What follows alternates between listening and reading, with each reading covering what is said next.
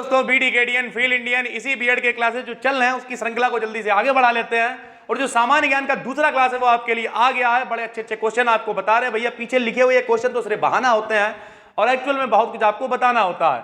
तो सबसे पहले क्वेश्चन पूछा गया है कई बार, डोंगरी जो भाषा है वो कहां से रिलेटेड है। डोंगरी भाषा तो आदमी बहुत ज्यादा आपने बोला होगा डुग्गर वाली भाषा बोल रहा है यार कैसी बात। तो डोंगरी भाषा जो है वो भाषा रिलेटेड है जम्मू कश्मीर से। कहां से, लेकिन क्वेश्चन इतना पूछा है लेकिन इसके बारे में और भी बताना आपको।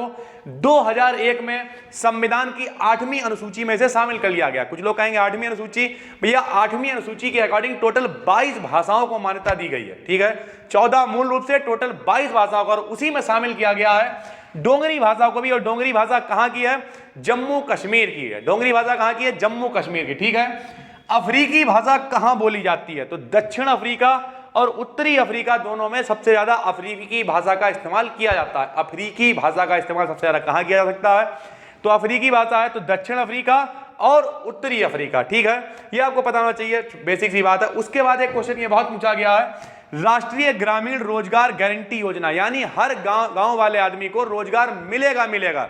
ये योजना किसने चलाई, कब चलाई, तो भैया आपको पता होगा। पहले इसका नाम था नरेगा, 2005 में चलाई गई और 2010 में इसका नाम बदल के मनरेगा रख दिया गया। ठीक है, इसमें क्या होता है, लोगों को दे दिया जाती है, काम वगैरह मिलता है, उसके अकॉर्डिंग जो है लोगों को जो भी सरकार की तरफ से वेतन निश्चित किया जाता है, 100 रुपए, 120 रुपए, 150 रुपए, 200 रुपए, 3, इस तरीके से उन लोगों का जो भी निश्चित होता हो। अब हमें नहीं मालूम है इस समय कितना है, तो ना मालूम है ना बोलो, ज्यादा अच्छी बात है। तो कुल मिला के जो भी डिसाइड होता है वो दे दिया जाता है। तो सबसे पहले 2005 में नरेगा और 2010 में मनरेगा। ठीक है, उसी का नाम बदल के कर दिया गया। बहुत सारे लोग कंफ्यूज हो जाएंगे कि नरेगा अलग योजना है, मनरेगा अलग योजना, ऐसा कुछ नहीं है, एक ही योजना है, बस नाम बाद में बदल दिया गया है। ठीक है, एनसीईआरटी बहुत सुना होगा, लोग कहते हैं एनसीईआरटी पैटर्न है, एनसीईआरटी पैटर्न है, एनसीईआरटी पैटर्न। तो भारत सरकार के द्वारा एक संस्था बनाई गई है जो जितने भी स्कूल हैं उन पर नजर रखेगी, उनकी किताबें, उनके सिलेबस सब पे ध्यान देगी। इसका नाम पूरा हमने यहाँ पे लिख दिया आपका, national council of education research and training. ठीक है, और इसके निर्देशक इस समय कौन है, ये पूछा गया है क्वेश्चन। तो निर्देशक है ऋषिकेश सेनापति, ऋषिकेश सेनापति। ठीक है, उसके बाद इंसुलिन हार्मोन होता है इसका श्रावण, यानी ये कहां से उत्पन्न होता है, तो हमारे शरीर में ये अग्न्याशय से उत्पन्न होता है।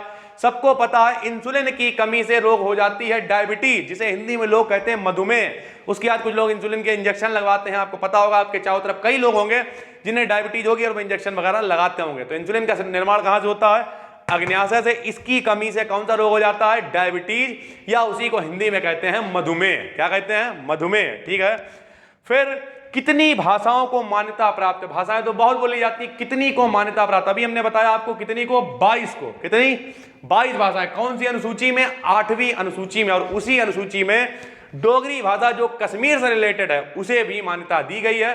तो कुल मिला के डोगरी भाषा 2001 में मान्यता दी गई है। ठीक है, तो कुल मिला के 22 भाषाएं। उसके बाद प्रथम भारतीय महिला को, कौन सी प्रथम भारतीय महिला जिन्हें ओलंपिक पदक मिला था सबसे पहले, बहुत इंपॉर्टेंट क्वेश्चन। इनका नाम है कर्णम मल्लेश्वरी। कर्णम मल्लेश्वरी ये थी एक भारोत्तोलक।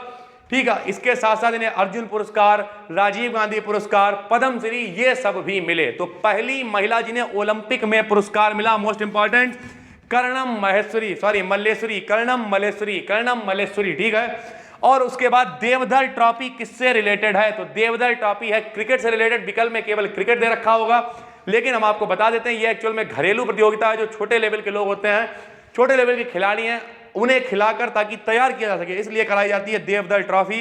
एक घरेलू क्रिकेट प्रतियोगिता है। ठीक है, उसके बाद सर्वदाता रक्त समूह कौन सा है, तो जो ओ वाला होता है वो सर्वदाता होता है, जो ए बी वाला होता है वो सर्वग्राही होता है। ओ वाला सर्वदाता, ए बी वाला ग्राही। ओ वाला सबको दे देता है, दे सकता है, लेकिन ले केवल ओ वाले से सकता है, ए बी वाला सबसे ले सकता है। ठीक है, आखिरी में प्रकाश वर्ष किसका मात्रक है, छोटे से छोटा, बड़े से बड़ा, जीटीआई हो, आईटीआई हो, किसी का भी अगर पेपर है, पहले तो आईटीआई का पेपर होता ही नहीं है, लेकिन जीटीआई का छोटे से छोटा लेवल, बड़े से बड़े लेवल का पेपर, सब में यह क्वेश्चन मिल जाता है, यहां तक कि 9th लेवल तक में मिल जाता है। प्रकाश वर्ष किसका मात्रक है, तो प्रकाश वर्ष मात्रक है दूरी का। किसका मात्रक है, दूरी का। अगर कोई पूछे क्या है, नाम से मतलब प्रकाश वर्ष, प्रकाश के द्वारा एक वर्ष में चली गई दूरी प्रकाश वर्ष कहलाती है। ठीक है, और एक प्रकाश वर्ष का मान अगर अप्रॉक्स में बताएं तो होता है 10 की घात 16 मीटर। आपको पता होना चाहिए, वैसे तो पॉइंट में होता है, 9.46 गुणा 10 की घात 15 समथिंग, लेकिन उसे 10 मान के 10 की घात 16 लगभग मना लेते हैं। ठीक है, तो ये थे हमारा दूसरा एपिसोड। उम्मीद करते हैं आपके काम में आएंगे। इन्हें नोट करते चलिए, डेली आपको एक वीडियो मिल रही है, पढ़ते चलिए लाइन से। पूरी प्लेलिस्ट बनी हुई है, अगर आप नए हैं तो प्लेलिस्ट में जाके पुराने सारे वीडियो देख लीजिए। 19 मई को पेपर है, तब तक अच्छा खासा कंटेंट आपके पास पहुंच जाएगा।